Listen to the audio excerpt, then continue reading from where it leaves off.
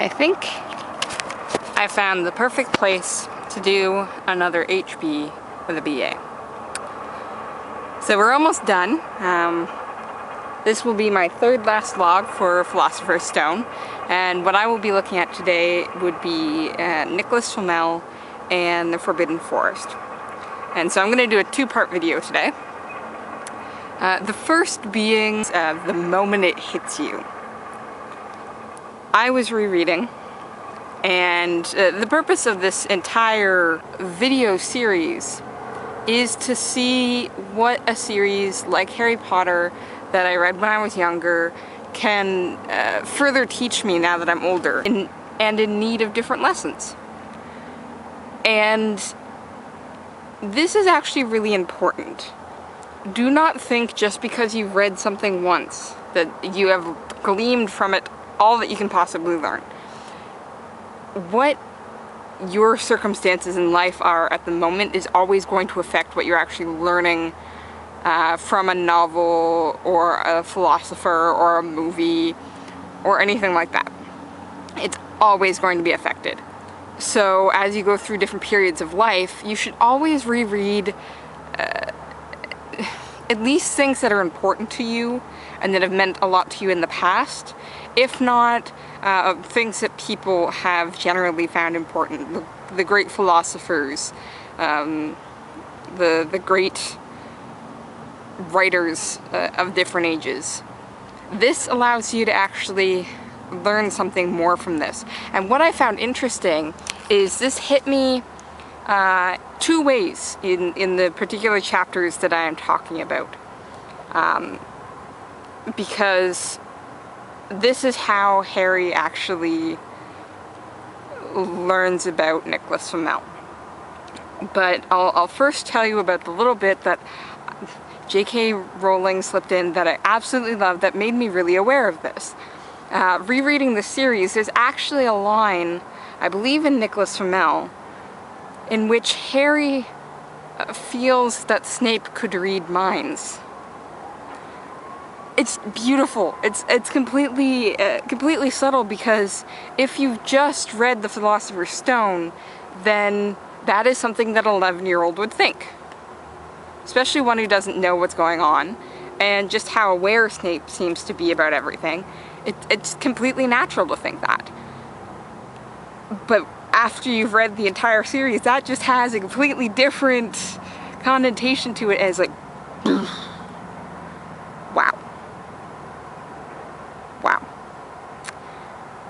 But Rowling doesn't just leave it to the reader to have seen that and having read the series and then come back. She shows it with the characters. Like I said, this is how Harry learns about Nicholas Flamel.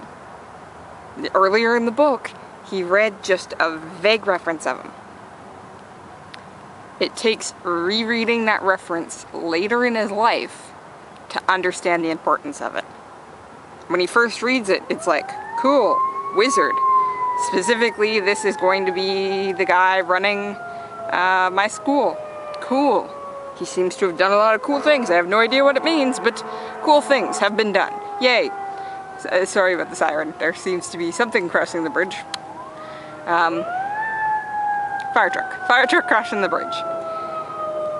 It's only until later, when they're looking for Nicholas Flamel, and Harry happens to read this card, which he gets because he's being kind to Neville, which I absolutely love. Kindness can open a lot of doors you don't realize you need opening, until you do the kindness and the door opens, and then you're like, pfft.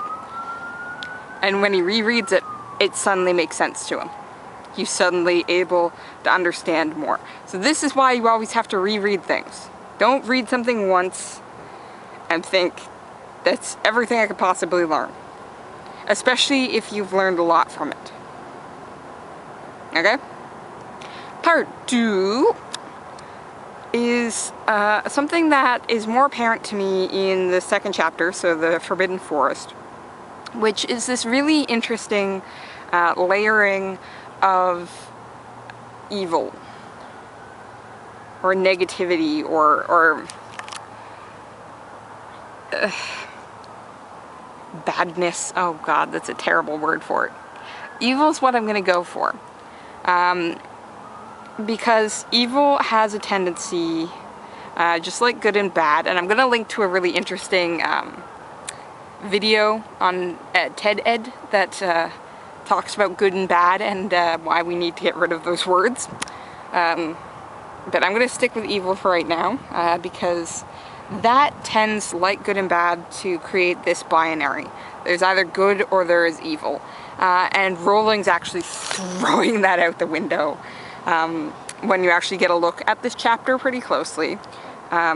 This is the one where we first get the Wraith, which we find out later is Voldemort. And it's also one of the first times we get a bigger emphasis on Filch. And also, of course, we have Draco. Well, all of these characters would be considered bad, evil, except they're not at all on the same level to each other. Draco is not nearly as bad or evil as Voldemort is. So what we're actually getting here is a layering. And I sort of put Draco down at the end, because Draco right now is just an 11-year-old perpetrating 11-year-old evilness. That is trying to tattle on people because he doesn't like them because they didn't want to be his friends. Scaring Neville to the point that Neville shoots off the sparks and it's not terrible stuff. It might seem terrible to an 11-year-old, but in the grand scheme of things, it's not terrible. Then Filch sort of comes in next with his wish to torture students. That's pretty bad. And just his plain enjoyment of what these kids are going through. So that puts him getting up there. And then of course we have frickin' Voldemort sucking the blood of unicorns, which we're told are like pure goodness. And he's killing them and drinking them and living this half-life. But the thing is, none of this then constitutes a black and white version of evil. Because if you look at, if you take Voldemort's version of evil, then Draco doesn't come close, and Filch vaguely. Because it's one of those things where thoughts versus actions, see, not black and white. But if you define it by Draco, then all of us, by our very natures, would then be defined as evil. Because, I hate to say it, but it's true, all of us have perpetrated at least this level of badness. The 11-year-old level of you tell a secret of somebody who trusted you with the secret because you're mad at them. Or you've lied to your parents. Like, we've all perpetrated that level of evil, so you can't claim that that's gonna, because then nothing is good. And that's no good. Literally, oh god. Did I just pun that? And that's why I find it interesting that this chapter is then included in it is the meeting with the centaurs, who are very neutral in this moment, to the point that Hagrid gets frustrated. Because they're like, he's like, have you seen the thing that's killing the unicorns? And they're just like, Mars is bright tonight. We have to follow the stars. Well, they're seeing a different version of the world than what we're seeing, and what Hagrid's seeing, and what Harry's seeing. They're recognizing that it's a whole gray mess, never mind black and white. And so they're responding to it like that. They're giving a neutral response to something that they possibly see as neutral. Especially if you look at the entire thing as a whole. If you do want to see Voldemort as a purely evil thing, and by counterparts the unicorns is purely good, well, that evil is going to be balanced out. The death of good is going to be balanced out later with the death of evil. But that's not the only way to look at it. And that's something that we definitely need to keep in mind. Okay. I'm getting a little hot here, and I'm actually sitting on a very sharp rock. So I'm gonna head up and out. We got 2 more videos. I'm going to do Through the Trapdoor on its own, and then of course the last chapter, which will always get its own video, The Man with Two Faces. So this is going to be fun. I'm especially excited for this next one because at first I didn't know what I was going to say, and then I reread it and something really hit me. Sort of just like this one, that I'm just like, what? And so I'm super excited to share that with you. Next time. Bye!